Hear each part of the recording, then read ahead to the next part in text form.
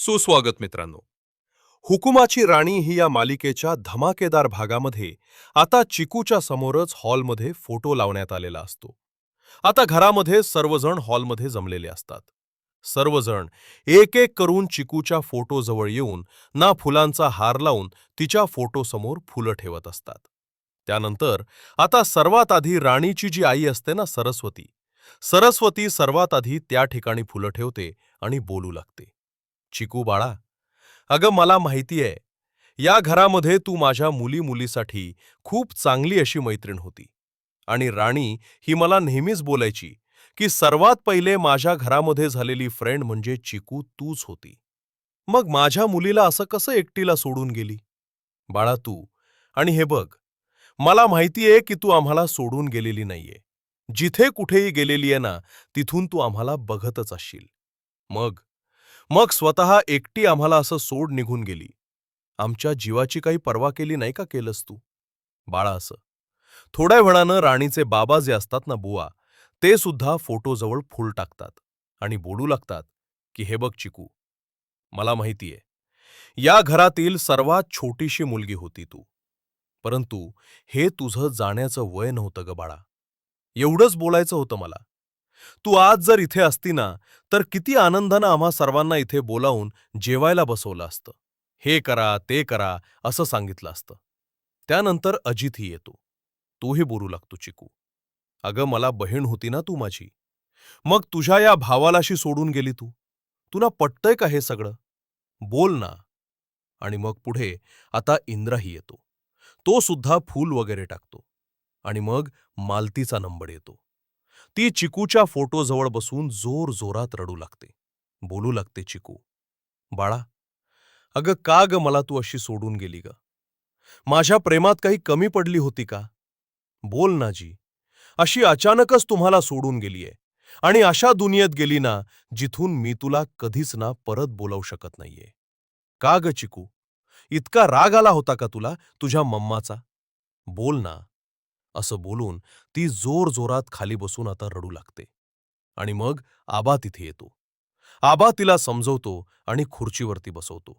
आणि आबा आता बोलू लागतो चिकू, बाळा, अगं तुझं प्रेमानं लहानपणीच अश्विनी नाव ठेवलेलं होतं मी. परंतु तू मोठी झाल्यानंतर आम्हाला सांगायची, मला अश्विनी बोलायचं नाही, मला चिकूच बोलायचं. तुला आवडायचं ना, म्हणून आम्ही तुम्हाला चिकूच बोलायचो. पण काय पण काय झालं बघ ना, तुझ्या नावाप्रमाणेच ना तू भुरकन अशी उडून गेली. जिथे कुठेही असशील ना बाळा, सुखी राहा. त्यानंतर त्यानंतर उर्मिला विक्रांतही समोर येतात. विक्रांत उर्मिला सोबतच ना फोटोजवळ हात जोडून उभे राहतात आणि बोलू लागतात की चिकू, अगम अजून जगली असतीस बालागतू, परंतु नाही तुला आम्हा सत्य सर्वांच्या समोर आणायचं होतं ना, त्यामुळे आम्हाला हे सगळं करावं लागलं, माफ करा आम्हाला. बाला आता राणी समोर जाते. राणी ही फुल वाहते. फुल वाहायला जाणारच तोच मालती समोर येते आणि बोलू लागते, थांब, काय गरज आहे तुला हे सगळं करायची? राणी बोलते, मालती मेंडम. मालती आता बोलू लागते, हो मीच बोलते, तुला काय गरज आहे माझ्या मुलीच्या फोटोला? तुला फुलम वाहायची? बोल ना राणी. आणि आज माझी मुलगी माझ्या सोबत नाही, याला कारणीभूत फक्त ना तूच आहे. असं बोलल्यानंतर मालती बोलू राणी बोलू लागते, मालती मॅडम, तुमच्या काहीतरी गैरसमज होतोय.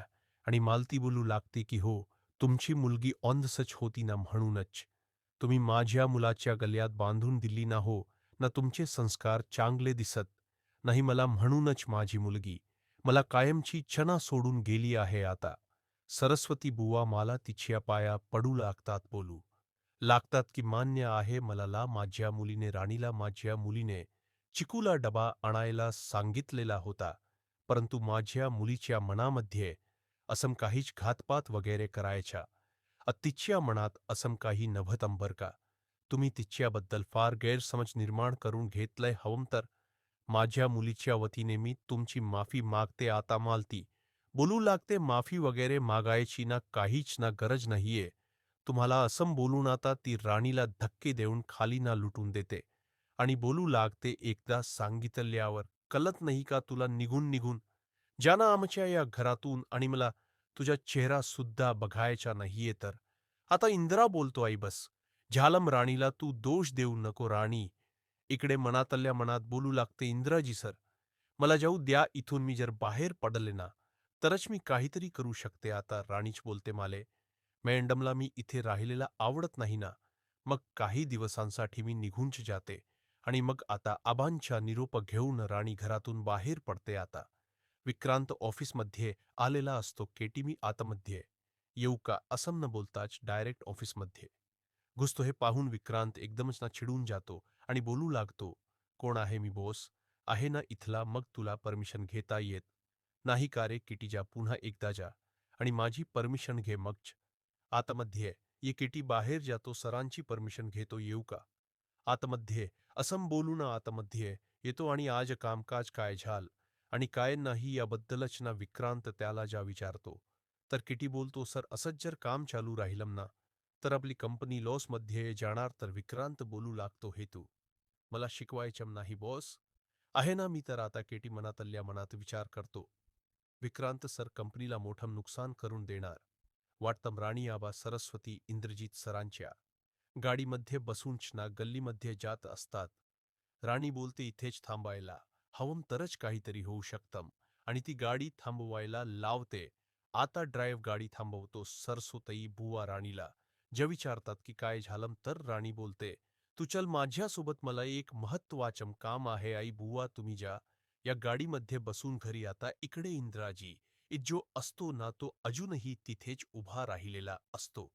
आज राणीच्या मालतीने जो काही अपमान केलेला असतो ना त्यामुळे तो जरा जास्तच ना खचून गेलेला असतो आणि आता तो बोलला, तो आई आज राणीबद्दल तू जे काही बोलली ना हे मला अजिबातच आवडलेलं नाहीये. तर मालती बोलते, आतापर्यंत राणीची बाजू घेणारा माझ्या इंद्रा का गप्प आहे हेच मला कळत नव्हतं. शेवटी बोललाच ना, तूही तर इंद्रा बोलतो, बरं ठीक आहे मान्य, मला राणीने सांगितलं डबा आणायला, पण याचा अर्थ असा नाही की तिच्या असा काहीतरी प्लेन होता. मग मला सांग सर्वात आधी, डबा कोणी नाही आणला, डबा आपल्या अजितने आणला होता, त्याच्याकडून मिसअंडरस्टँडिंग झाली.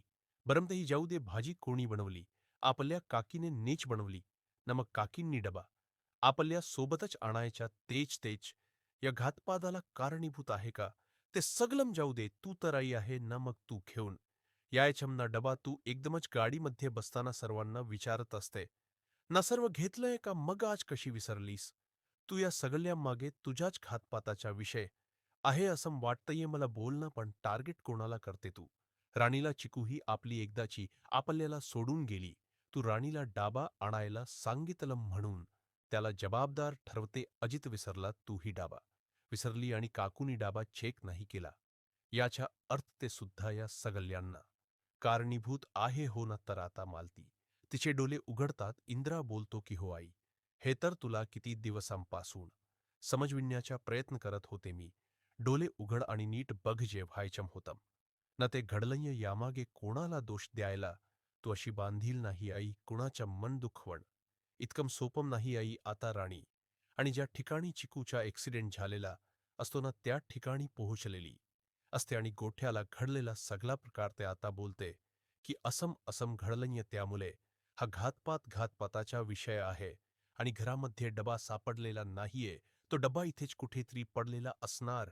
डबा जर पडला असता उर्मिला मालतीचे कान भरत असते की हे सगळं मुद्दामच ना अश्विनीला मारण्यासाठी राणीने प्लेन केलेला होता.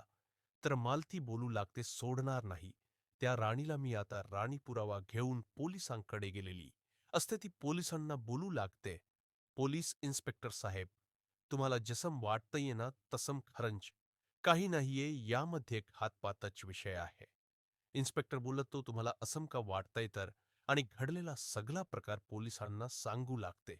तर आता पोलीस बोलतात, हो तुमचा संशय सुद्धा खरा आहे. आपल्याला पुन्हा एकदा बारकाईने तुमच्या घराची आणि या रस्त्याची ज्या ठिकाणी ॲक्सिडेंट झालाय तिथली बारकाईने चौकशी करावी लागेल. तर आता राणी सगळ्यांपर्यंत पोहोचणार का हे बघणं रंजक ठरणार आहे.